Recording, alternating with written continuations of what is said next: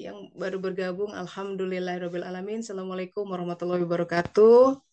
Waalaikumsalam. Waalaikumsalam warahmatullahi wabarakatuh. Alhamdulillah. Aduh, kangen juga ya kita berapa 3 minggu kali ya nggak bersua Kangen. online. Iya, Teh. Biasanya mingguan, hari Kamis gitu ya ngaji bersama, berbagi. Ya, kadang-kadang ya hidup itu ya Allah pergantikan tuh seperti siang dan malam. Jadi untuk keluar dari rutinitas sebentar tuh sehat sebenarnya.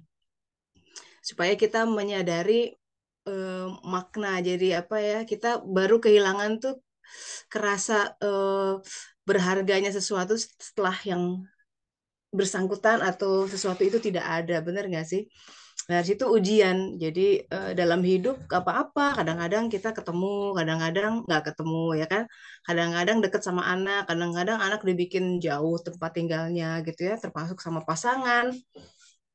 Sesuatu yang terlalu melekat gitu ya kemana-mana bersama itu nggak sehat, nggak sehat karena Allah Maha Pencemburu, karena kita bisa tergelincir dengan mudah terhadap sesuatu itu gitu ya, apapun itu, pokoknya objek-objek segala sesuatu selain Allah Ta'ala, termasuk ibadah-ibadah ya, jangan salah tuh. Kalau kita udah terbiasa, karena seolah-olah udah terbiasa, aku kan biasa duha, biasa tahajud, kayaknya seolah-olah itu datang dari upaya kita. Enggak, bukan. Kita sholat tuh karena dia izinkan kita sholat. Itu harus diimani. Sehingga kalau kita udah assalamualaikum, assalamualaikum, hal yang pertama adalah alhamdulillah. Aduh, alhamdulillah masih Allah izinkan sholat. Kalau enggak, bisa aja tiba-tiba dibikin males, tiba-tiba dibikin nggak mau sholat sama sekali. Bisa, bisa. Tidak sedikit yang seperti itu. Jadi, don't take it for granted. Segala sesuatu yang kita lakukan, kebaikan, itu dari Allah Ta'ala. Itu ayat Al-Qur'annya juga ada.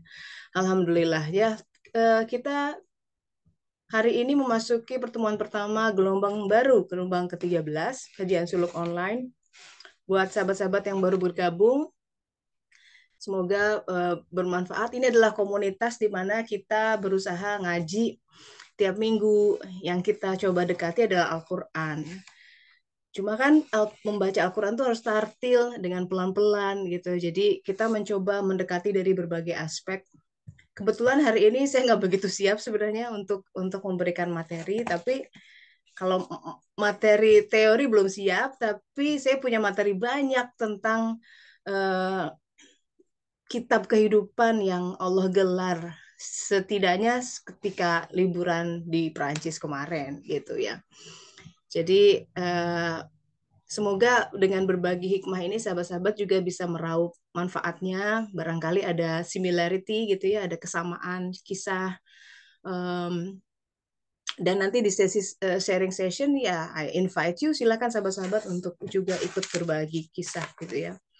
Jadi liburan kita sekeluarga ke Chamonix ya, daerah pegunungan Alps di Alpen di Perancis tuh indah sekali gitu, dan tidak jauh dari situ udah masuk Swiss gitu, tidak jauh dari situ udah masuk Jerman, tidak jauh dari situ udah masuk Italia, jadi itu daerah-daerah perbatasan. Jadi kita buka pintu itu karena di Belanda ini kan semua flat flat flat, jadi begitu ada di pegunungan tuh bengong aja lihat. Wah, memang ya kalau Allah tuh menyebutkan gunung-gunung itu ada semacam grandeur gitu, majestic. Pantesan ya, setiap nabi itu punya gunungnya gitu. Orang tuh biasa ke gunung untuk mencari pencerahan spiritual. Nabi Muhammad SAW punya Jabal Nur. Nabi Musa punya Bukit Tur. Nabi Isa punya Bukit Zaitun. Nabi Daud Bukit Zion dan lain sebagainya. Itu memang gunung perbukitan, jadi sesuatu yang Allah tinggikan di muka bumi ini punya makna tertentu gitu. Nah, uh, kemarin kan mungkin yang mengikuti saya di sosial media tahu di hari-hari terakhir itu kita diuji dengan Elia, anak saya yang 11 tahun, sakit usus buntu. Itu ujian itu rangkaian terakhir tuh dari serangkaian ujian yang terjadi beberapa hari sebelumnya. Jadi itu dimulai ketika ketika kita di suatu tempat tuh namanya Lac de Mosson. Oh, sebentar ya Rumi. This for me? Oke, boleh ya. Ini Rumi. Anak saya dia pengen ada di sini katanya dengerin ibunya. Boleh. So, lagi liburan soalnya anak-anak. eh jadi jadi suami itu senangnya naik gunung. Ya.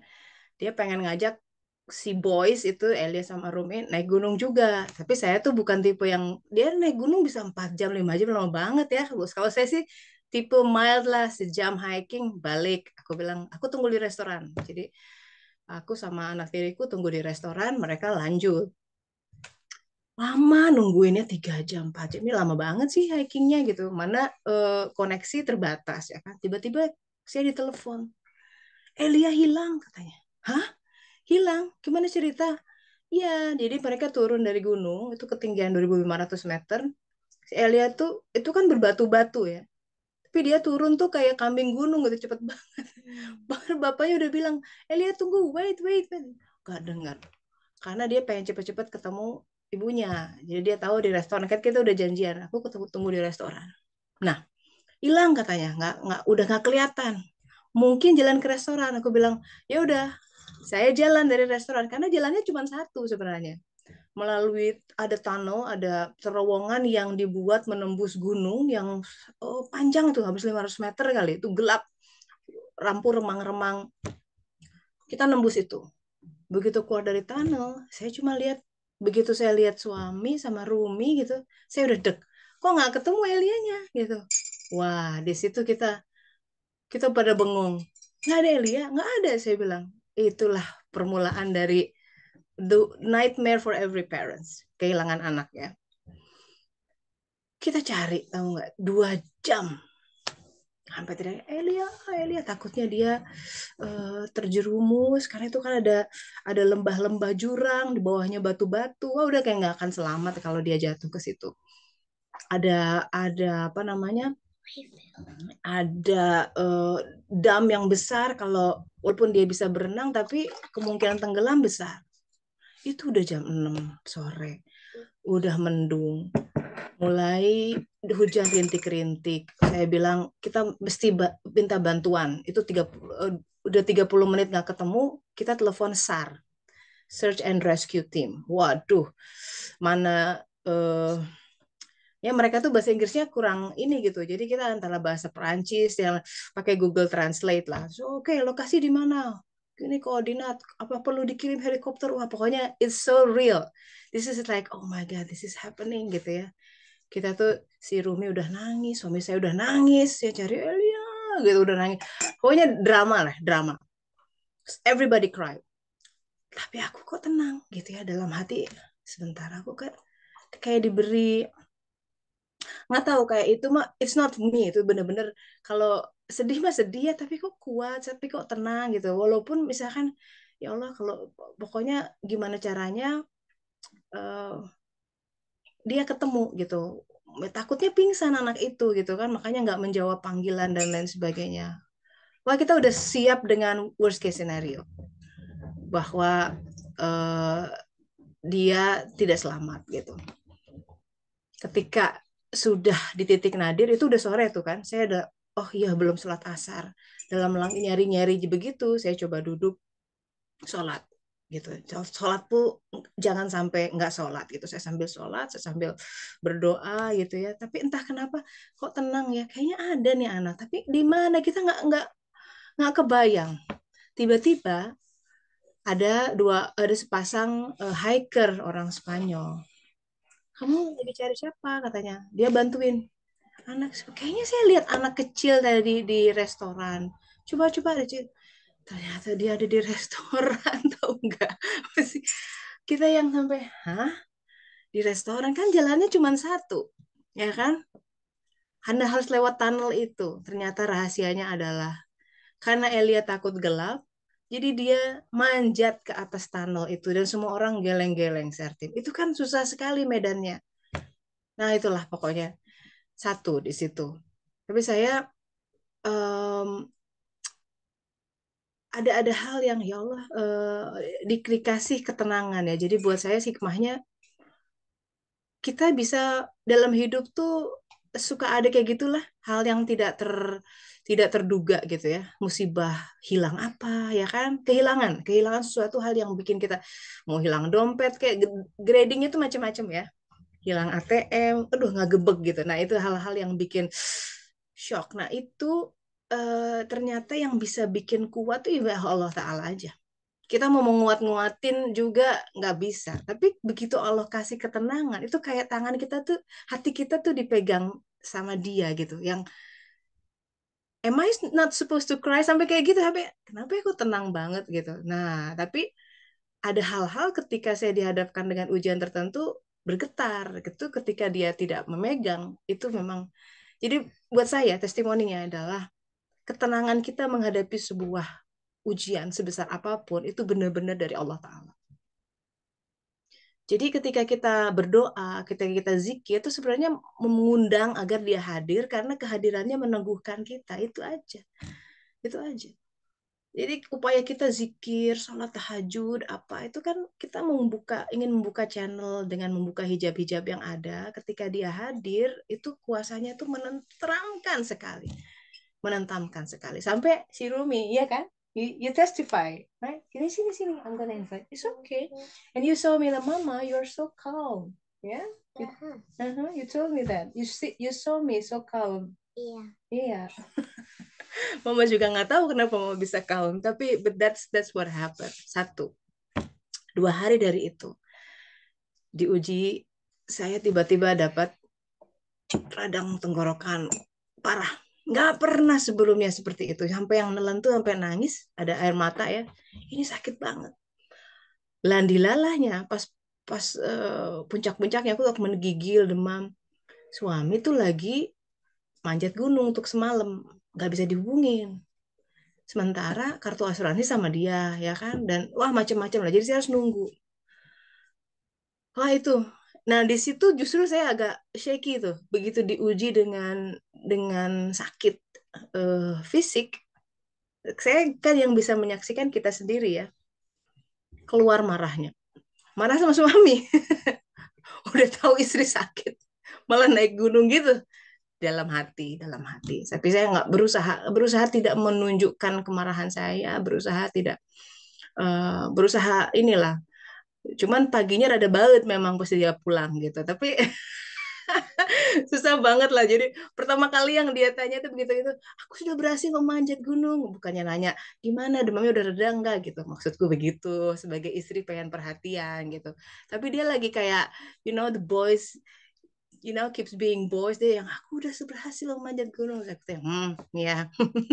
Berijeng ngomong tuh nggak bisa karena sakit banget. Sampai dikasih ke dokter di sana di Chamonix, dikasih antibiotik. Jarang banget kan kita dikasih antibiotik. Azitromisin kan antibiotiknya yang kuat. 3 hari selesai. Nah, udah gitu ya. Nah itu ternyata saya mengamati gitu. Oh jadi di dua ujian bertubi-tubi ya. 1 diuji anak, yang kedua diuji sakit. Oh rada bergetar nih. Masih menyalahkan sekitar. Nah itu hawa nafsu banget lah. Kan gini, namanya ujian itu cuma 2 hal. Dia dipancing dari dalam, ya. Mesti saya tuh berpikir nih, kenapa ya aku apa salah ngomong gitu, sampai dihukum sakit ngomong dan sakit nelen apa gitu. Istighfar aja selama sakit tuh. Yang kedua, yang namanya ujian itu, kata Rasulullah begini, kalau seseorang, ya tanda afdolnya iman, seseorang diuji dengan sesuatu yang bukan berasal dari dirinya. Seperti Nabi Ayub alaihissalam. Itu bukan karena ada penyakit hati, kemudian dia hilang ini, hilang itu. Sakit ya, sampai sakit yang orang menjauhi dia gitu. Dan muridnya sampai berkata, wahai Nabi, barangkali engkau berdosa sama Tuhan, taubatlah, sampai kayak begitu. Tapi itu nanti kalau kita udah bersih betul. Dan saya sadar, ini episode ini saya dipancing dari mana nih. Jadi saya istighfar aja banyak-banyak. Istighfar. Dari situ saya kemudian terlihat, oh ya masih ada marah tuh sama suami gitu ya. Masih menyalahkan lingkungan. Gara-gara ini, gara-gara itu. Di situ saya istighfar. Jadi memang ujian itu rahmat, sahabat-sahabat. Rahmat untuk menunjukkan ihwal tentang hati kita. Itu suluk. Karena ini kajian suluk ya. Jadi kalau kita diuji, tiba-tiba ada orang yang nyebelin, ngomong ini itu memfitnah ya. Jangan kesal sama orangnya, nggak akan selesai. Dan hilang pengajaran Allah itu. Suluk itu melatih kita, kalau Anda seperti itu, sebentar, astagfirullah. Gini pertanyaannya, kenapa Allah izinkan dia begitu sama aku? Itu, biiznillah, itu ayat Al-Quran yang sacred. Kalau Allah mengizinkan sesuatu terjadi, pasti pokoknya, pasti banyak hikmahnya, pasti ada pelajarannya. Karena kita berhadapan dengan zat yang ma khalaqta hadza batil. Dia nggak mungkin iseng, nggak mungkin menzolimi hambanya, itu ayat Al-Quran, tidak mungkin. Jadi ketika sebuah kesakitan, sebuah derita sekalipun menimpa kita, itu pasti berfungsi untuk membersihkan sesuatu. Karena yang merasa sakit itu si hawa nafsu sebenarnya. Kemelekatan kita, kefasikan kita, kemusyrikan kita, kecintaan kita yang berlebihan kepada segala sesuatu selain dia. Nah, itu yang sedang dikeletekin. Semakin melekat, semakin sakit ketika itu dicabut. Kalau kita kemudian menyalahkan, gampang lempar batu sembunyi tangan, gara-gara dia aku begini. Gara-gara itu, udah selesai. Jadi hikmahnya tidak akan teraih. Kita nggak akan belajar al-haqnya, itu tidak akan diraih. Padahal al-haq itu nanti di yaumil hisab, itu yang ditimbang. Bukan berapa euro, berapa rupiah, nggak ada. Kita amal soleh itu apa maksudnya? Amal soleh kan kita pengen berbanyak, bukan amal kok yang ditimbang. Coba baca Al-Quran. Di Yaumil Mizan itu yang ditimbang al-haq. Bahkan Rasulullah pun berkata kita nggak masuk surga berdasarkan amal, tapi berdasarkan rahmatnya. Pertanyaannya kemudian, jadi amal soleh yang kita kejar-kejar itu untuk apa? Amal soleh itu adalah amal yang terkait dengan Allah Ta'ala. Jadi suatu pekerjaan spesifik yang Allah ingin kerjakan seseorang itu. Tapi kan gimana kita tahu Allah ingin mengerjakan itu apa tidak? Makanya fungsinya harus didahului dengan iman. Makanya itu urutan dari Al-Quran. Iman dan amal soleh. Amanah wa amilah solihah. Selalu begitu. Tapi kemudian di surat Toha ayat 82, iman itu nggak bisa, nggak akan ada kecuali bagi orang-orang yang memang merindukan dia. Pengen dibimbing, itu udah pengen taubat orangnya. Jadi taubat ini yang kita akan bahas di kajian suluk dengan berbagai angle. Kita setahun kemarin belajar tentang kisah Musa. Insya Allah nanti kita belajar tentang kisah Adam alaihissalam, bapak kita. The first creation gitu ya. Dan jadi taubat itu yang akan membuka semuanya. Cuma kadang-kadang kita di masyarakat kan berkata, oh taubat itu nanti kalau udah tua. Bukan itu. Rasulullah Shallallahu Alaihi Wasallam, sang insan mulia itu taubat sehari minimal 70 kali.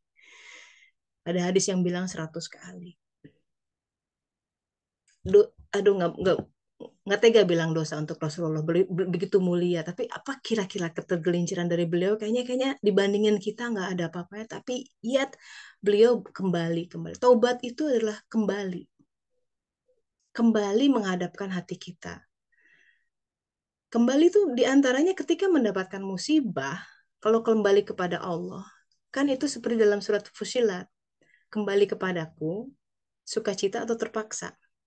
Kalau begitu menghadapi musibah kita ngomel-ngomel, marah-marah, berarti terpaksa menghadapinya. Karena ada unsur ketidaknerimaan. Apalagi kalau ego kita sudah disinggung, harkat martabat keluarga tersinggung. Waduh, kalau agama tersinggung mah biasa, tapi kalau harga diri tersinggung, marahnya. Nah, itu refleksi lah buat saya, buat kita semua. Jadi ternyata kalau masih diuji di orang lain, masih tenang. Begitu ujiannya kena diri banget, oh berarti egoku masih harus banyak diistighfari. Jadi alhamdulillah. Jadi episode sakit, episode kekurangan, episode macam-macam. Kadang-kadang ujian tuh nggak jauh kan. dari suami ya, dari pasangan, dari anak, dari tetangga, dari orang tua, dari keluarga. Nah, itu adalah cermin-cermin kehidupan yang membuat kita menjadi sadar bahwa astagfirullah. Jadi kita tuh masih banyak hijab-hijab kerak-kerak hati yang harus dibersihkan dari sodar. Tanpa itu, sahabat-sahabat, kita nggak pernah bisa man-arafa nafsahu. Karena awal dari mengenal diri adalah mengenal keburukan-keburukan diri. That's it. Mimpi, man-arafa nafsahu, mengenal diri, mengenal misi hidup. Keburukan diri tidak dikenal. Rumi bikinin teh madu, suruh minum katanya. Ya, bismillah. Makasih ya. Baik banget ini anak. Ya gitu. Jadi itu ujian kedua. Baru saja hari kedua masih masih penyembuhan ya. Malamnya Elia muntah. Nah itulah awal dari kita nggak kebayang bahwa itu tuh terus buntu ya. Saya pikir oh masuk angin kali gitu ya. Paginya subuh-subuh mama sakit perut katanya, kanan bawah, semalaman demam. Wah begitu udah lihat posisinya dan lain sebagainya udah saya ini usus buntu. Bangunin suami, ayo ke rumah sakit, dokter bedah sepakat udah diangkat usus buntunya. Nah setelah diangkat itu kan kita bilang kita boleh nggak kembali ke Amsterdam. Jadi dirawat semalam lagi di rumah sakit, 2 malam di rumah sakit. Jadi total dokternya nggak mengizinkan anak ini dibawa langsung naik kendaraan. Walaupun berhenti-berhenti di Jerman sebenarnya, wah resiko katanya itu terlalu banyak guncangan. Wah bingung lah di situ kan, ujian lagi. Kata suami saya harus kembali ke Amsterdam, ada kerjaan gini gini gini. Di situ agak kesel, ada sedikit kesel dalam arti, aduh ini kan kondisinya apa nggak bisa minta izin. Tapi di sisi lain, saya tahu pressure dia lagi tinggi gitu di kantor. Nah, saya diuji lagi di situ dengan sebuah saya mau tetap menjadikan ini perkara gitu bisa dan memaksa suami tinggal tuh bisa. Saya punya punya dalam kondisi seperti itu gitu. Tapi saya ingin berkorban buat dia. Dalam arti udahlah bisa. Saya sama Elia sendiri ya alhamdulillah teman kita yang cuma 3 jam tuh di Zurich ada teman yang itu juga aneh tuh katanya aneh dia tuh sebenarnya mau ke Turki udah booking pesawat mau pergi tanggal 12 tiba-tiba salah booking katanya salah pencet aneh katanya itu di komputer tuh my mind said I'm gonna go 12 tapi begitu di print kok jadi tanggal 14 katanya gitu. Ternyata hari itu juga aku telepon oh ternyata nungguin si Tessa katanya 2 hari jadi ya, itu luar biasa loh pengaturan Allah. Nah jadi saya kemarin sempat ya cuma berdua sama Elia nunggu karena requirement dari maskapai penerbangan 5 sampai 7 hari setelah operasi usus buntu anak boleh terbang gitu. Itu sahabat-sahabat kira-kira perjalanannya tapi semua dinikmati ya karena ingat surat Fusilat itu loh. Jadi mau pilihannya dua ketika kita menghadapi apapun dalam kehidupan ya, terutama hal yang menguji kita. Kalau yang baik-baik mah relatif. Justru kita mesti banyak istighfarnya gini, biasanya terlena. Kalau kalau terlalu mudah itu terlalu banyak kemudahan. Kadang supaya supaya sehat jiwa kita Allah kasih kesulitan gitu. Nah, di situ adalah ujian kita mau melewati menerima ini dengan sukacita atau terpaksa. Itu aja pilihan di Fusilat itu. Mau mengeluh-mengeluh atau mau happy-happy. Jadi kebahagiaan itu sahabat-sahabat tergantung kita ya merespon sesuatu. Kalau Allah tuh selalu kasih yang terbaik. Hanya kadang-kadang bentuk dari kebaikan yang dia berikan itu akal kita belum bisa mendapatkan gitu, menangkap. Itu yang dimaksudkan bahwa akal dalam ya harus selalu tumbuh. Makanya Rasulullah Sallallahu Alaihi Wasallam mengajarkan doa Robbi zidni ilman warzuqni fahman. Jadi ilmu itu harus diikuti dengan pemahaman. Dan kita sedang menyelam di dalam samudera ilmunya, namanya disebut alam. Alam itu dari ilmu. Jadi banyak ilmu banget lah di semua hal. Makanya kalau kita sampai merasa kok bosen ya, kok jumud nih, beku, itu berarti lagi nggak belajar tuh. Karena kalau jiwa yang belajar tuh nggak ngebosenin. Kelihatannya aja hari berulang kayaknya Senin lagi, Selasa, tapi tidak ada detik yang sama. Bahkan detik ya, karena Allah senantiasa dalam ciptaan yang baru. Well, that's enough about me. Silahkan, saya mau undang sahabat-sahabat untuk ikut berdiskusi gitu ya. Silahkan. Iya, selamat bergabung. Ada Mbak Mbak Adis. Langsung gabung ya online. Alhamdulillah. Iya, Mbak Popi juga. Alhamdulillah. Silakan sahabat-sahabat. It's a sharing session. What have you learned? Oh ya, ini dari puisi dari Rumi ya, tentang kesabaran. Karena kemarin tuh ujiannya kesabaran, diantaranya adalah kata Rumi gini, sabar tuh bukan berarti cuman sitting and waiting gitu, menunggu. Tapi di dalam foreseeing, jadi melihat jauh gitu. Eh, mel- Sabar itu ada di dalam ketika kita sedang diberikan bunga mawar dan tertusuk durinya gitu, kadang-kadang berdarah gitu ya, tapi kita nggak bilang ini duri sambil nggak lihat ada mawarnya di situ gitu. Sabar itu adalah ketika kita sedang mendera gelap malam, tapi kita dalam hati ntar lagi ada siang gitu. Jadi memang aspek kesabaran itu memerlukan sebuah preconditioning, dunianya dikerutkan, dikontraksikan, bikin gak enak. Jangan kaget tuh kalau disuluk tuh itu hal yang biasa. Sampai orang itu kalau ciri jiwa yang dewasa, dia sama ujian tuh udah alhamdulillah bilang gitu. Dengan sepenuh kesabaran ya, kesadaran dari dalam alhamdulillah nih dapat uji, Allah masih memperhatikan aku. Karena di dalam Al-Qur'an ada juga orang-orang nauzubillah ya, orang yang tidak mencari Tuhan, ya, sebodoh gitu, dilemparkan. Silakan dibuka pintu-pintu dunia sampai meninggal. Nah itu poin, ketika seseorang mati, dia akan melihat, aduh ternyata alam barzah tuh ada gitu. Life after death itu ada, sementara udah nggak punya kesempatan lagi untuk beramal soleh. Kehidupan ini sahabat-sahabat, mumpung masih ada nafas ya, amal soleh itu yang dicari. Itu yang di dalam Al-Quran orang-orang meminta cahaya gitu. Meminta cahaya. Amal soleh, kebaikan itu akan menjadi cahaya-cahaya yang menjadi komoditas buat kita di alam-alam berikutnya gitu. Ingat bahwa setiap kita akan melewati hari-hari yang panjang. Barzah saja sudah lama. Dan di situ kan bukan tidur gitu sambil nunggu kiamat, enggak gitu. Bayangkan kayak kemarin lah, aduh kita pindah negara cuman sejam 2 jam aja bawaannya banyak banget ya kan. Coba kalau keluar negeri, tuh kopernya ya kan, belum ngurus visa, bekalnya banyak banget. Sekarang kita jelas mau ke alam barzah, mau meninggal, mana bekalnya? Mana kita meninggal cuman selapis kain kafan. Kalau secara ragawi ya. Itu makanya agama memberikan sebuah panduan di situ. Bahwa apa-apa yang Allah hadirkan, takdir hidup itu harus dimaknai.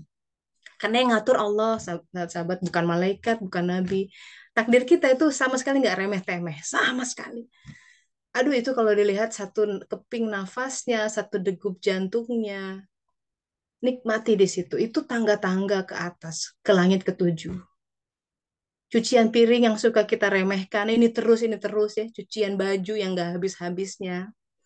Aku kemarin 3 hari nggak ngapa-ngapain tuh kangen beres-beres rumah tuh, ternyata nikmat. Ya, jadi banyak hal yang kita take it for granted dan tidak sadar bahwa apa yang dia berikan untuk kita per hari ini, it's the best. It's the best. Cuma kita nggak sadar karena hawa nafsu pengennya coba aku begitu. Jadi orang tuh susah banget lah bersyukur. Jadi setan tuh sukses tuh. Dalam Al-Quran dikatakan, aku akan mendatangi mereka dari depan, belakang, kiri, dan kanan, sehingga engkau mendapati sebagian besar dari mereka tidak bersyukur. And that's what happened. Kita digoncang dari 4 arah duniawi, supaya kita tidak melihat ke hari ini. Dipertakuti oleh masa depan, dihantui oleh masa lalu, digeser kiri kanan, ini barangkali ini yang lebih baik. Tapi dia tidak melihat apa yang di piringnya, piring kehidupannya, takdirnya per saat ini, anak yang usia segitu, suami yang fasenya sedang begitu. Kan ada fase-fase tuh semua juga. Ya, orang tua fasenya begitu. Itu adalah sesuatu hal yang harus diagungkan. Nah, suluk, ya, kajian suluk itu mencoba membongkar itu semua supaya kita tuh duduk tuh lebih lebih nyaman gitu, bisa menikmati kehidupan dengan berbagai aspek yang dia hadirkan.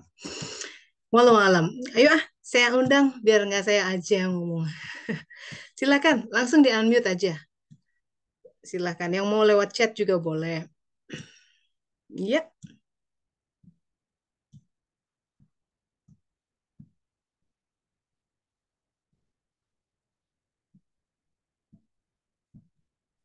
Iya, mana ini Mbak Nura ini, silakan. Assalamualaikum Sudah Teh. unmute. Waalaikumsalam warahmatullahi wabarakatuh. Alhamdulillah. Eh, saya pernah juga Teh itu kejadian sama anak kedua, kehilangan anak Hmm. di mall. Aduh, panik ya. Waduh. Hmm. Iya. Masya Allah Teh, itu memang Hmm. eh, kebetulan kita bareng berangkatnya itu sama adik-adik.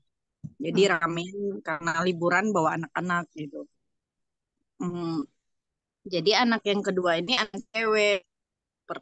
Anak cewek pertama di keluarga saya gitu, Hmm. dari kami berlima itu cucu perempuan yang pertama gitu. Oke. Umur berapa waktu itu? uh, Umur 3 tahun. Oh, masih balita. Ya, heeh. Terus? Jadi kejadiannya uh, karena kita barengan itu berangkatnya 5 orang, sama anak-anak ini kan rame gitu. uh, Pas masuk ke bagian store sepatu itu saya sama adik sedang sibuk nih milih-milah gitu. Jadi Hmm. adik eh, izin untuk pergi ke tempat time zone bawa anak. Hmm. Ya. Eh, Tadinya saya nggak ngeh kalau saya kira pertama itu dia hanya bawa anak-anaknya aja gitu. Jadi Hmm. nggak ikutan sama si Padma namanya. Mm. Jadi pas saya keliling eh, ngitarin sepatu, tiba-tiba nggak ngelihat anak di belakang. Ini anak kemana? Banget.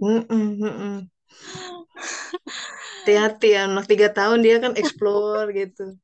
Aduh, Iya, ya Allah, kebayang. di Terus? sepersekian detik ya Teh, kalau di mall kita kemana nyarinya gitu. Ya. Ya, itu udah terbayang ancaman apa yang akan saya terima. Dari bapaknya seperti apa, dari neneknya seperti apa gitu. Itu betul-betul dibuat guncang dalam sepersekian detik ya Teh.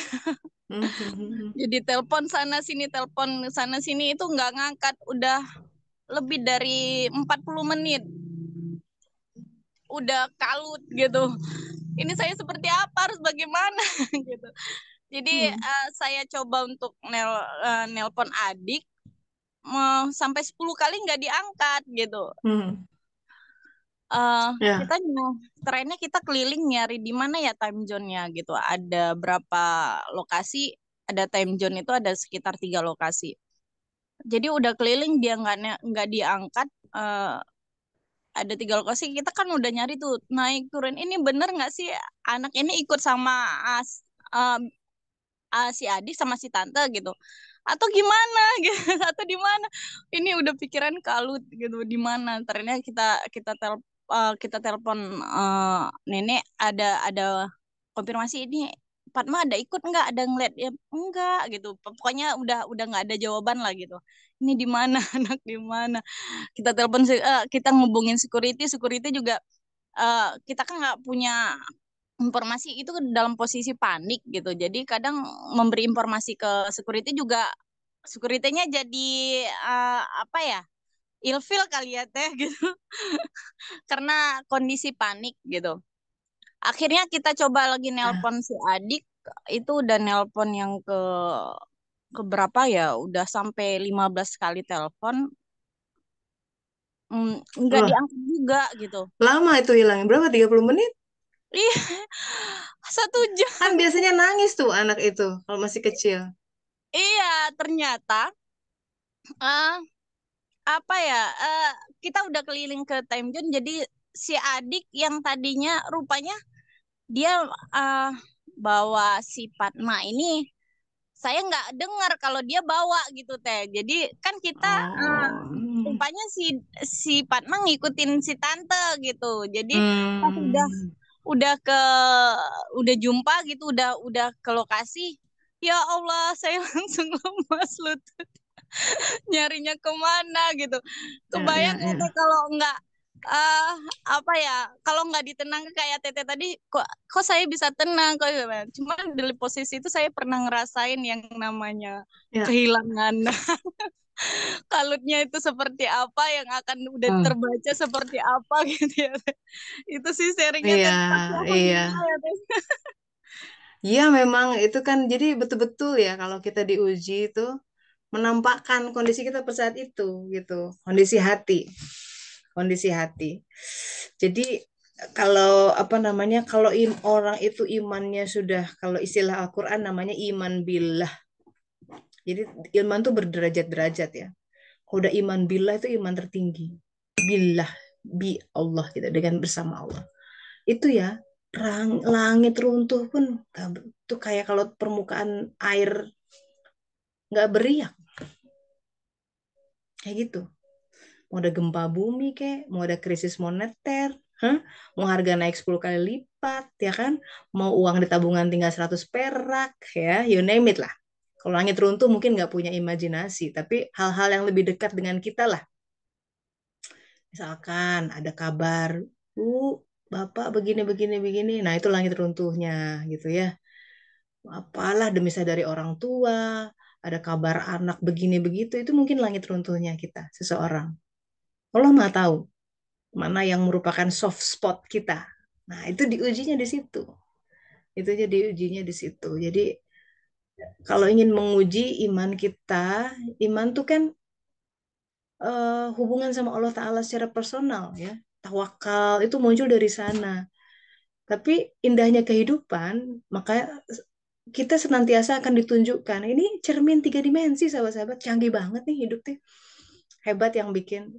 Itu digambarkan dalam wayang kulitnya Sunan Kalijogo sebenarnya. Kenapa yang dilihatin cuma bayangannya gitu ya. Jadi di balik sebuah kehidupan ini, karena ini cuma adalah cermin 3 dimensi, mesti kita melihat something inside. Jadi ada selalu inner dimension dari semua kejadian yang terjadi secara fisik. Nah, suluk itu berusaha menangkap itu. Yang namanya hikmah itu inner dimensionnya. Yang namanya al-haq itu inner dimensionnya. Karena kita juga, semua ciptaan tuh memiliki itu. Ada outer dimension, ada bagian luar, ada inner dimension. Kita punya jasad, kita punya jiwa, bahkan inner of inner dimension gitu. Ada ruh gitu. Itu 3 hal, 3 lapis tuh di semesta alam selalu begitu. Saya dokter misalkan, dulu waktu belajar anatomi juga tubuh tuh banyak yang 3 lapis tuh, kulit 3 lapisan, otak ada 3 lapisan, otot jantung 3 lapis dan lain sebagainya. Jadi bumi pun kalau geologis tuh tahu dia punya 3 lapisan dan lain sebagainya. Nah, jadi ketigaan itu memang banyak rahasia di situ ya. Makanya yang kita bagi adalah hari ini adalah tentang sebuah episode lain, bahwa Allah tuh betul-betul ingin membuat kita lebih dekat dengannya. Itu yang mesti kita pahami.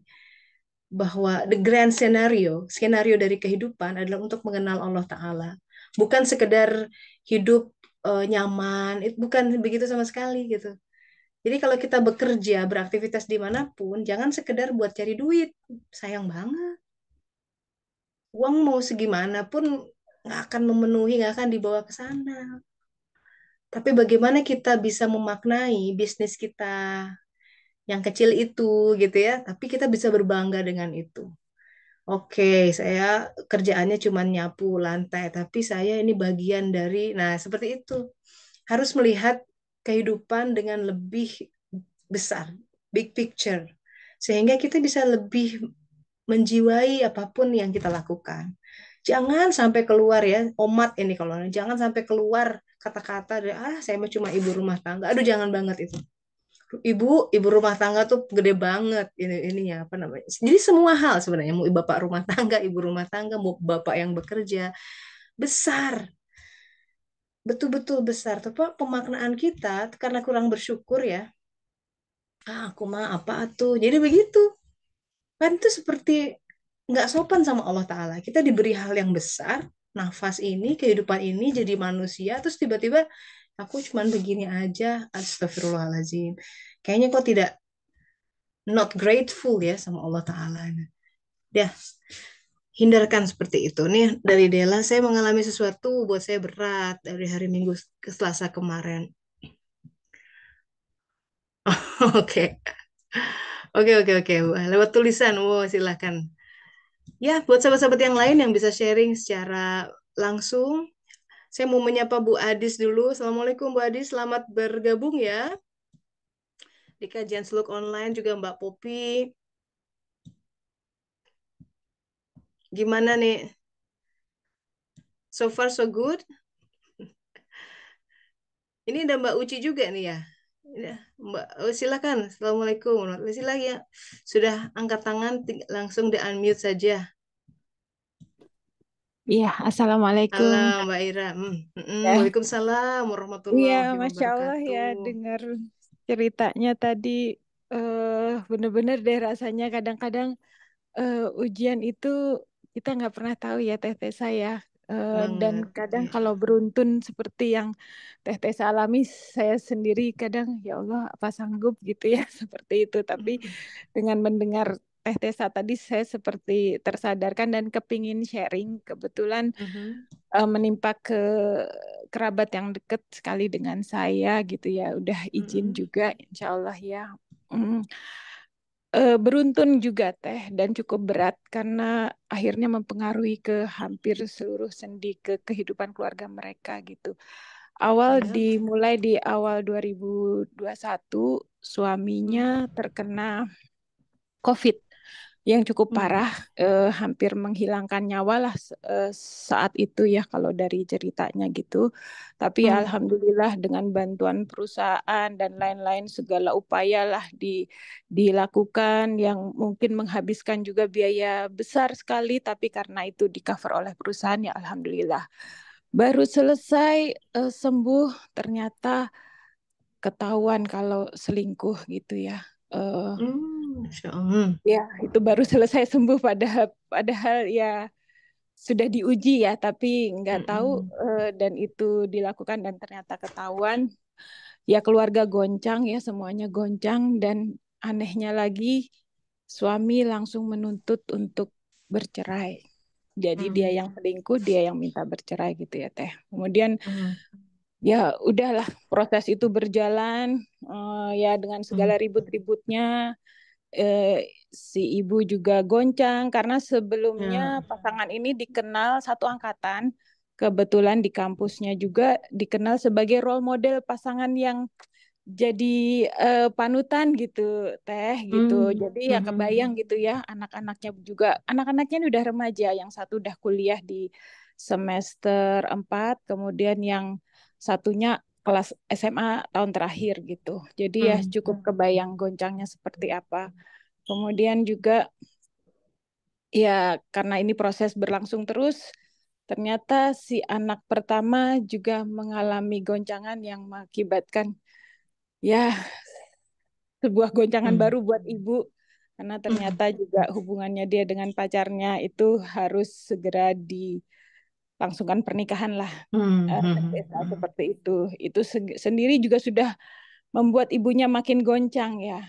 Hmm. Belum cukup sampai situ, ternyata si anak yang kecil harus masuk kuliah, yang bungsu ya, sudah semester pertama, mengalami lagi kejadian eh, berkenalan dengan seseorang yang membuat si anak ini seperti nggak mau pulang dan lain-lain. Jadi Hmm.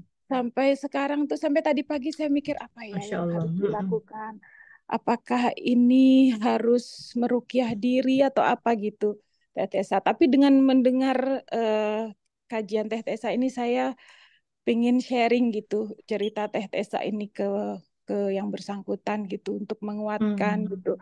Sebenarnya saya lihat dari sisi dia sendiri ada perubahan begitu terkena yang kasus suaminya itu, dia langsung berubah. Yang tadinya mungkin agamanya biasa-biasa aja, itu udah langsung berubah sebenarnya. Tapi di saat itu saya melihat sendiri makin dia berubah ke arah yang lebih baik. Cobaan itu seperti tidak bisa berhenti gitu, sampai sekarang, sampai hari ini gitu. Jadi ya saya mendengar tadi kajian Teh Tessa tadi, ini yang saat yang pas. Memang bersabar itu banyak sekali bentuknya dan nggak Ya. mudah, tapi itu bisa dilakukan, seperti salah satunya seperti yang Teh Tessa lakukan. Mungkin itu aja Teh sharing dari saya, Teh. Masya Allah, ya itu ya. Jadi lewat pasangan, lewat anak, itu biasanya telak-telak tuh ya. Di dalam skala secara psikologis tuh ya, namanya ada skala, jadi dia bisa ngitung skornya, stress score. Itu yang 3 tertinggi, itu berhubungan dengan pasangan memang. Yang pertama, misalkan pasangan meninggal, ya, itu stress score tinggi. Yang kedua, cerai. Yang berkaitan dengan itu adalah ya konflik-konflik dalam pernikahan seperti ini. Ketika ada semacam perselingkuhan, itu menyakitkan. Jadi kalau buat sahabat-sahabat yang sedang Allah uji di situ, pertama pahami ini stress skornya sedang tinggi gitu ya. Kalau saya sih basic ya, karena kembali ke Al-Quran bilang, dan itu saya terapkan, alhamdulillah itu kuat banget. Mintalah pertolongan dengan sabar dan sholat. Udah itu manjur banget. Jadi kalau saya lagi bingung, saya lagi rungsing atau apa, udah nggak usah. Jadi ya semakin dipikirin itu semakin menggurita si hawa nafsu tuh. Kita kadang mesti nyetop itu suara-suara karena banyak yang toksik. Suara yang kan gini, kalau kita lagi kesel kan langsung skemanya adalah wah saya mau cerai, ini wah menggurita. Daripada mikir-mikir kayak gitu-gitu, udah wudhu, sholat. Karena sholat yang benar tuh harusnya menyetop pikiran-pikiran seperti itu. Karena kita menyetop semua, kita berbicara biar Allah yang berbicara ke hati kita. Kadang nggak cukup tuh dengan 2 rakaat masih bergemuruh tuh suara. Tambah zikir, istighfar, 100 kali kurang, ulangi ke yang kedua. Jadi satu tasbih itu yang suka saya bawa kemana-mana kan 100 tuh kalau dihitung sama ujungnya. 33 kali 3, 99 tambah 1 jadi 100.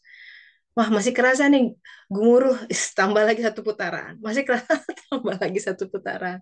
Tambah sholat hajat khusus. Duhanya kadang sampai 12 rakaat gitu ya. Saking ada hal-hal yang bikin, wah ini hati kok bergemuruh gitu. Saya butuh pertolongan Allah. Kalau udah siap, baru ngomong gitu ya. Baru kalau udah tenang itu baru bicara. Karena kalau lagi emosi bicara, waduh nggak kemana-mana. Pasti pengennya perang terus. Karena si ego pengennya ngajak perang. Gitu. Ayo, kamu berani apa? Gitu, padahal si ego mah begitu. Pengennya, pokoknya akhirnya semua rusak aja. Jadi gini, nah, saya juga belajar tuh. Kalau misalkan tadi ya, biiznillah. Kalau sesuatu terjadi, sekarang ada 2 pilihan. Tadi contohnya yang tadi Mbak Ira katakan, suami selingkuh. Kita bisa saja punya opsi, mana selingkuhannya? Dilabrak, ya kan? Berani-beraninya kamu. Bisa, marah, udah puas, malu-malu, ya udah beres. Tapi apa kemudian hati suami luluh? Belum tentu. Lihat kita jadi begitu malah dia makin takut bisa jadi ya misalkan. Tapi kalau misalkan kita tenang menghadapinya, ya saya ngerti ini mungkin fase gitu ya Pak ya. Cuma apa sih kalau boleh tahu misalkan mungkin saya kurang udah nggak baik lagi atau gimana gitu because we were once in love and then probably you don't love me anymore. Tenang aja gitu ngobrolnya. Kita coba explore. Karena suami kalau didekati dengan gimana sih cerita? Wow, tone-nya tinggi itu langsung merengut. Defense mechanism udah nggak keluar. Jadi harus ada talk heart to heart conversation. Karena kita juga ingin bercermin gitu loh. Kenapa? Ya, kenapa? Kenapa bisa begitu? I want to understand. Karena itu juga refleksi buat saya. Mungkin saya terlalu sibuk dengan diri sendiri, kamu nggak dapat perhatian gitu ya. Terus ya yang terjadi terjadilah gitu. Tapi memang ya ada hal-hal yang mungkin bisa diperbaiki. Tapi kalau memang pun tidak bisa diperbaiki, kita jadi dapat dapat dapat pelajarannya gitu. Ya udah kalau memang begitu, kalau memang kamu nggak cinta lagi sama aku dan memang sudah milih dia, ya udah cuma bilang sama anak-anak ya baik-baik dan lain sebagainya. Kita oke, yang namanya ya it's life. Sometimes seperti itu ya. Cuman jangan sampai begini ya. Jangan sampai itu menjadi kebahagiaan kita tercerabut gara-gara itu. Jadi nggak menikmati sholatnya. Jadi nah itu yang kita harus jangan kehilangan itu gitu. Kalau sholat ibadah itu udah aduh itu prerogatif cuma aku sama Allah Ta'ala, nggak boleh ada yang ganggu. Not even you, kita bilang sama pasangan. Gitu. Kalau itu sudah sampai mengganggu area sholat, zikir jadi nggak enak, berarti selama ini saya mengilahkan dia dong begitu. Nggak sadar ya, nggak sadar. Tapi selama ini dia jadi Tuhanku dalam tanda kutip yang aku dambakan. Jadi tawakalku tuh sama dia gitu, karena aku mengandalkan dia ngurusin aku. Begitu dia nggak ada, gelagapan. Berarti bukan ke Tuhan selama ini. Ya kita jadi sadar gitu. Tiang kita, sandaran kita runtuh. Kita nyandar kemana pada saat itu? Nah itu yang dalam kisah, di dalam surat Hud ya. Ketika bicara tentang Nabi Lut itu bicara tentang ruqyah syadid gitu, ruqyah syadid itu sandaran yang kokoh. Sandaran kokoh itu sama Allah Ta'ala. Dia tidak terbatas waktu, dia selalu ada. Nah, kadang-kadang kehidupan itu, alhamdulillah nih sebuah rahmat untuk menunjukkan, ayo kamu mau nyandar sama apa? Ini aku ambil nih, suaminya dibikin begini. Don't worry, gitu kata Allah Ta'ala. Selama ini aku kok yang ngurus kamu, kamu aja nggak sadar. Kamu pikir suami kamu yang ngurus gitu ya. Kalau rezeki aku yang datangkan gitu. Sama lah kalau suami itu biasanya horornya kehilangan pekerjaan. Kalau suami begitu. Gitu hilang pekerjaan seperti harga dirinya terkoyak-koyak gitu ya. Kayaknya tuh nggak punya pekerjaan tuh kayak gimana gitu. Nah suami istri harus membantu. Jangan suami susah cari kerjaan diomelin juga di rumah. Wah udah runtuh. Harus harus kayak Siti Khadijah gitu yang wah apa malah dia Pak saya bantu nah, gitu selama dia sholatnya bener ya kan tidak nah itu jadi kuncinya tuh memang sholat tuh tiang agama sih ya jadi itu jadi harus jadi batu penjuru lah apapun boleh terjadi di dalam kehidupan kita tapi begitu waktu sholat sorry tutup dulu semua letakkan di bawah kaki kita ini adalah saat aku sama Allah Ta'ala gitu jadi seorang muslim seorang mukmin apalagi itu orang yang tegap menjalani kesehariannya karena didirikan dengan sholat itu makanya disebar di 5 waktu minimal itu sholat yang wajib apalagi kalau ditambah sama yang sunnah rawatib apalagi duha tahajud dan lain sebagainya gitu ya jadi ini juga buat kita semua lah kita bisa it could have been us gitu loh bener nggak sih siapa yang mencegah oh karena suamiku baik iya sekarang belum tentu ya, atau istriku ya, kita nggak pernah tahu jangan sompral jangan mengundang makar Allah dengan lisan kita mengatakan bahwa ya itu kan dia aku kan alhamdulillah baik-baik aja belum tentu kita bisa diuji loh jadi kita tuh harus takut dengan makar Allah ini Mbak Mukti udah ngacung nih pegel nanti kelamaan silakan Mbak Mukti yuk Maaf off cam ya Mbak iya Tessa. iya nggak apa-apa Lagi bisa di kedengeran rumah. kok Mm-mm. Ya, Assalamualaikum Mbak Tessa. Waalaikumsalam warahmatullahi wabarakatuh Apa ya? Lagi kehilangan rasa nikmat berdoa dan zikir sih. Ini Hmm. masalah besar ternyata gitu.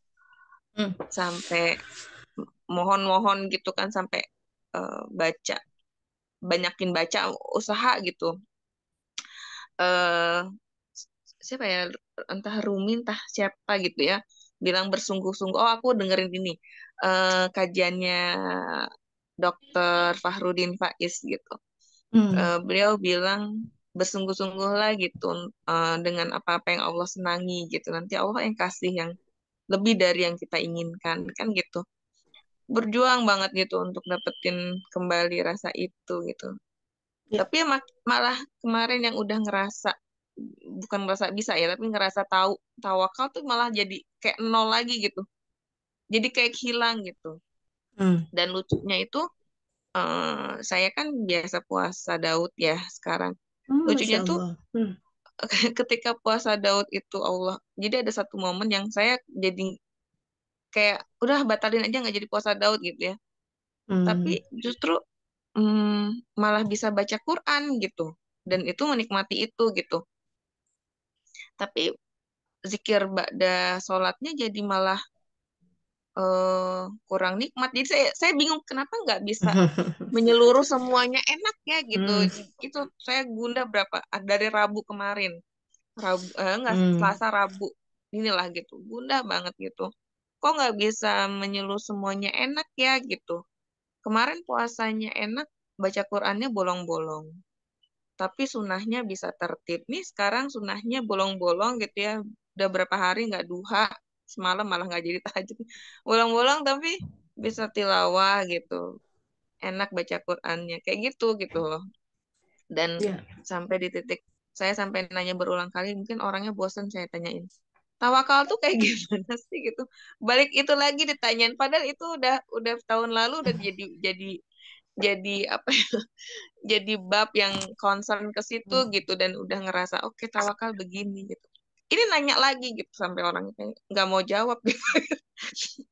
Kayak gitu gitu lah Mbak Tessa. Itu sih yang saya apa ya turbalance yang saya rasakan tuh sekarang itu gitu dan masih mencari kenapa Allah uji saya seperti ini karena saya memang saya akui gitu ya eh, keimanan saya mungkin saat sekarang ini hanya sebatas ilmu pengetahuan gitu ya sebatas sebatas jadi sedih sebatas informasi atau dari buku dari kajian-kajian gitu yang belum belum melekat belum hadir belum built in gitu ke saya gitu tapi saya berharap banget gitu bisa bisa nikmatin semuanya secara keseluruhan gitu karena emang saya ngerasain ketika jauh gitu ya ketika nikmat doa dicabut diambil bukan dicabut ya diuji lah dikurangin gitu sama Allah gitu itu tuh Iya.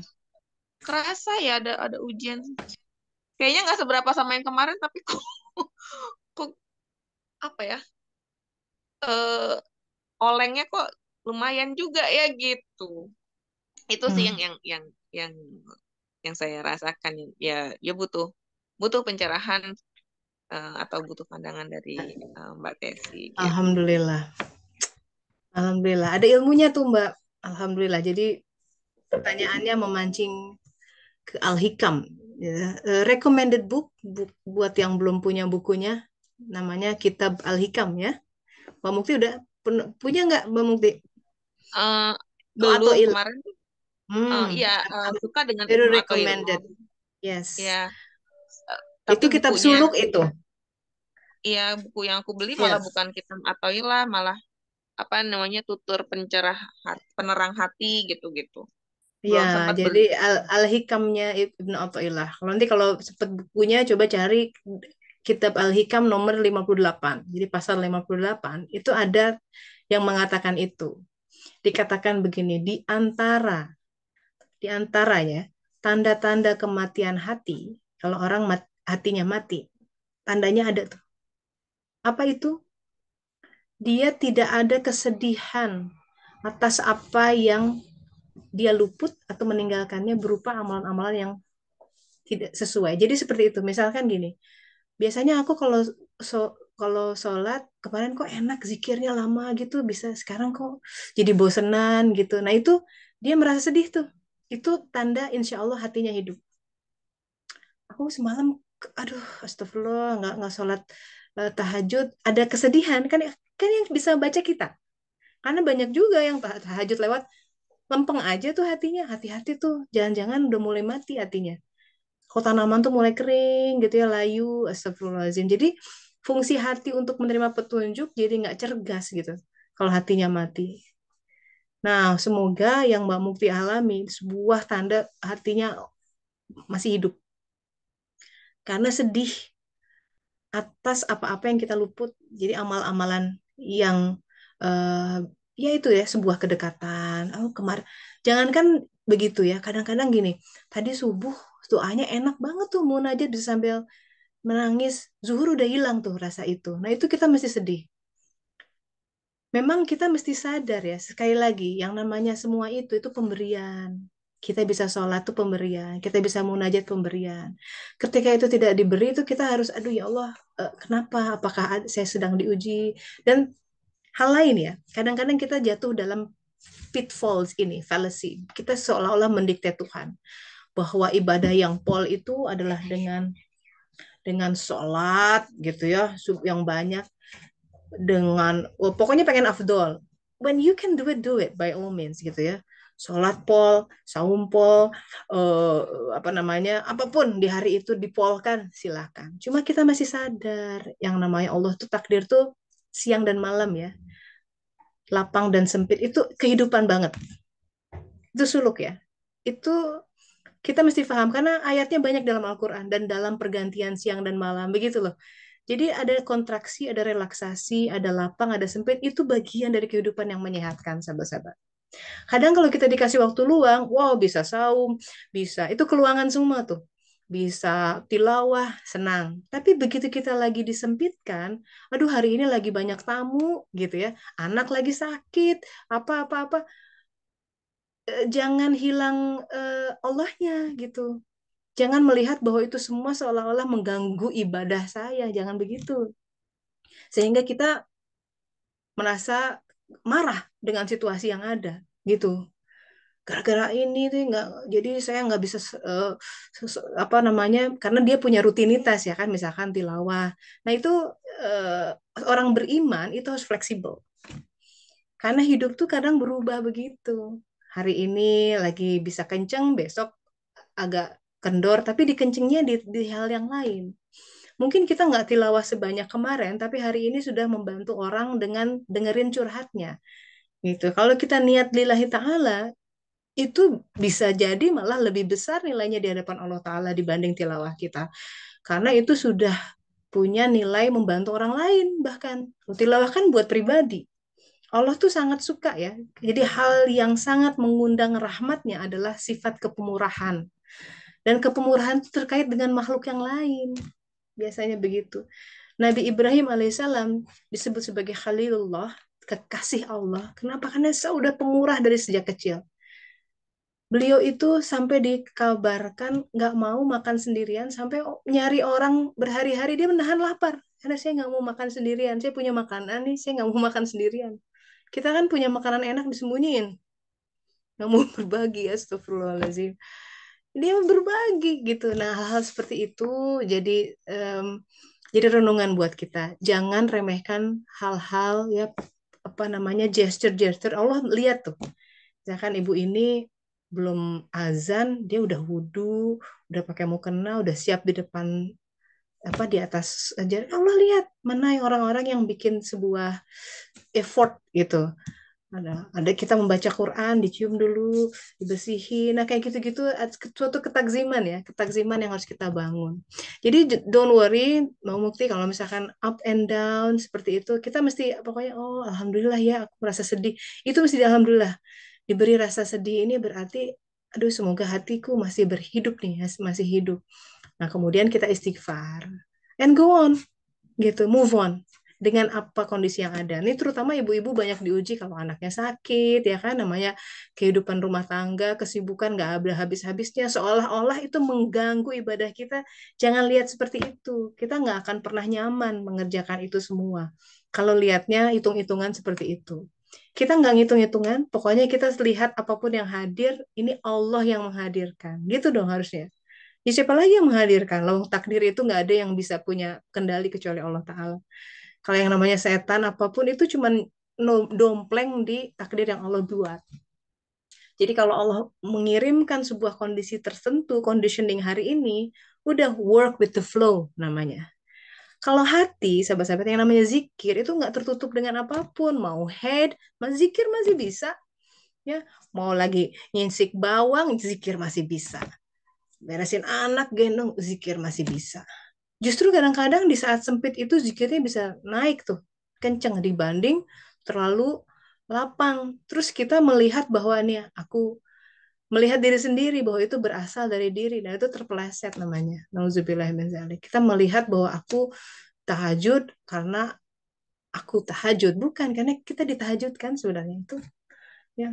Jadi jangan mengklaim bahwa wah aku bisa begini karena aku rajin, nggak sama sekali. Itu betul-betul dari pembelian Allah Ta'ala. Ya, Alhamdulillah. Semoga bermanfaat nih ya sharing hari ini. Kita belum masuk ke kajian tentang Adam alaihissalam. Insya Allah, semoga minggu depan Allah berikan ilmunya, gitu, lapangkan pemahamannya. So, one more, ini gimana hari ini? Ada yang mau kasih remarks, penutup? Sahabat-sahabat langsung di unmute. Siapa yang ada berkeluangan untuk bicara? Silakan.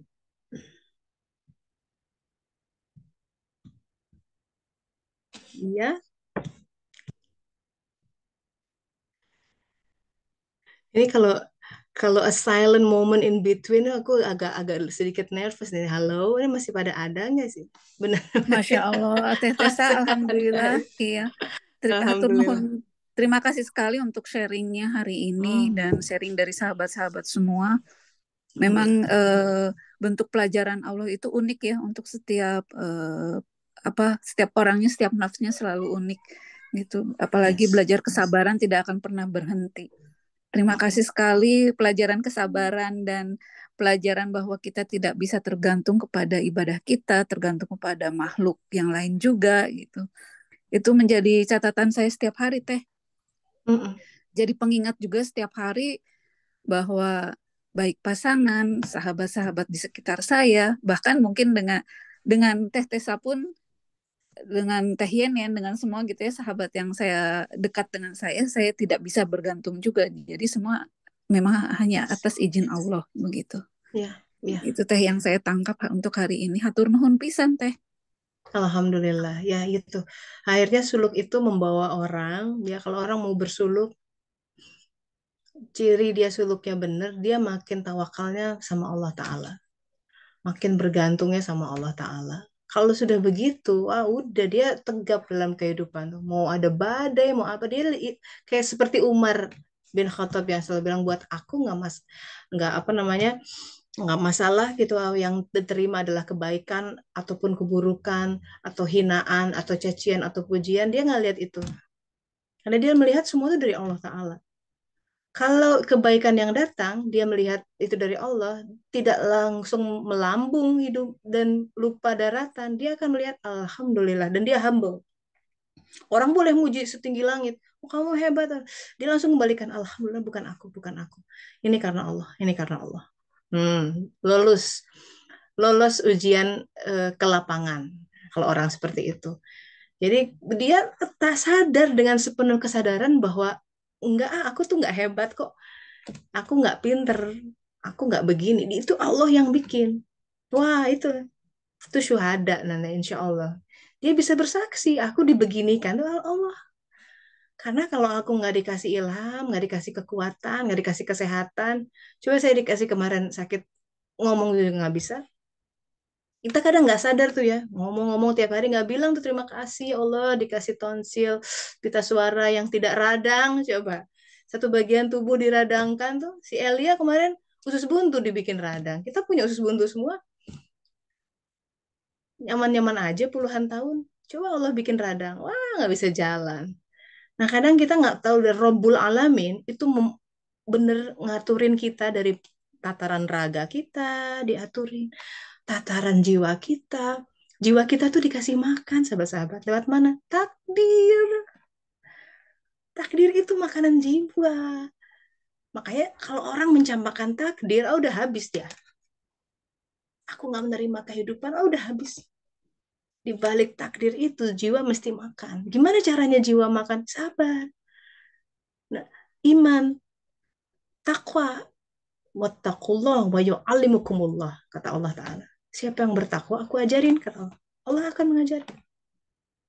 Dia akan mengajari, kenapa kamu lahir di sini, kenapa nih kamu menghadapi ini. Kamu bakal ngerti. Tapi orang nggak akan ngerti kalau hatinya nggak bisa menangkap itu. Mati hatinya. Makanya taubat diiringi dengan, jadi istighfar dan bertaubat, kata Al-Quran ya, barang siapa beristighfar, taubat, Allah akan turunkan hujan yang lebat dari langit. Itu hujan ilmu tuh. Pemahaman, oh gitu, membasuh semua sakit-sakit hati. Udah ikuti aja. Ayo kita, katanya Al-Quran mukjizat terbesar, buktikan dong. Itu guidance-nya clear. Istighfar, taubat, turun nanti. Barang siapa beriman, beramal soleh, hayatan thayyibah dijamin. Bukan deposito yang menjamin kita. Bukan permanen kontrak yang menjamin kita. Bukan. Itu kadang kita terpeleset di situ. Akidah, tauhid kita. Aduh, kalau kehilangan, nggak dapat permanen kontrak, gimana nih kehidupan, kayak Allah nggak berfungsi gitu ya. Nggak bisa mendatangkan. Nah, itu kadang kita diuji dalam kehidupan. Supaya kita makin yakin, oh iya. Saya tuh kemarin udah deg-degan tuh sahabat-sahabat. Cuma berdua sama Elia. Mau makan jauh, ya kan. Tiba-tiba tetangga orang Pakistan ketok-ketok datang. Hah, kita tuh bengong. Di awal aku agak ya distant karena kayaknya orangnya judes gitu. Ternyata baik. Wah, jadi nggak berani minta atau apa. Ngetok tiba-tiba, saya masak nih pilau. Wah, ada dikirim makanan. Coba benar kayak gitu-gitu tuh udahlah sering lah. Sahabat-sahabat juga banyak testimoni di ruang ini. Ayo, jangan ragukan dia sedikit pun gitu. Jadi kita kehidupan itu rezeki yang menghalangi itu karena keraguan kita sendiri. Itu yang menghalangi rezeki. Jadi kita nggak melihat pintunya udah dibukakan. Tapi kita kekeh pengen pintu yang itu. Kata Allah, ini buka lebar-lebar. Nah, seperti itu. Kadang-kadang butuh butuh Allah tunjuki, butuh keterbukaan dalam hati gitu ya. Salah satu pintu yang ditutup untuk Mbak Ira nih ya, temennya ini ya, dalam masalah pernikahan. Kadang-kadang pintu itu ditutup dalam arti perceraian ya. Dan perceraian walaupun itu dalam hadis dimurkai Allah, Allah nggak suka. Karena Allah tidak suka hal-hal yang apart. Dia sukanya unity gitu. Tapi tuh ada kaidahnya. Nabi-nabi pun bercerai. Rasulullah pun pernah bercerai. Bahkan Nabi Ibrahim menyuruh Ismail menceraikan istrinya. Karena dia bilang, ganti daun pintumu katanya gitu. Kalau nggak cocok ya susah. Karena itu kan mempengaruhi suluk juga. Jadi kalau memang itu nggak ada lain lagi, selain itu tidak ada jalan lain kecuali harus berpisah dengan Bismillah. Semua ya udah jalani aja. Nanti insya Allah Allah akan berarti akan digeser yang namanya pasangan yang lebih sesuai. Gitu. Walau alam bisa. Jadi semoga sabar ya buat kita juga gitu ya. Pelajaran hari ini katanya harus bisa tenang di saat panik, maka insya Allah jalan keluar itu akan kelihatan betul. Ya, istri-istri nih, ibu-ibu, jangan panik. Kalau suami gini-gini, makin kita panik, rumah tangga makin ribut. Biasanya gara-gara ekonomi tuh rumah tangga ribut itu. Makin panik, makin nggak keluar, nggak kelihatan jalan keluarnya. Malah nyalahin ini, itu, papa sih kurang gini. Udah. Kemarin tuh ya, terakhir, waktu Elia hilang, saya jangan sampai keluar dari kata-kata saya menyalahkan suami. Because I know it could have been me. Namanya anak hilang kita nggak pernah tahu aja. Jangan sampai dia udah jatuh tertimpa tangga. Jangan sampai dia, papa sih, kenapa nggak diawasi? Yang nggak berguna itu kata-kata seperti itu. Udah, dia sedang ambruk, kita yang perkuat. Udah, Bismillah Pak, kita berdoa yuk, semoga dia ada. Nggak usah mempersalahkan.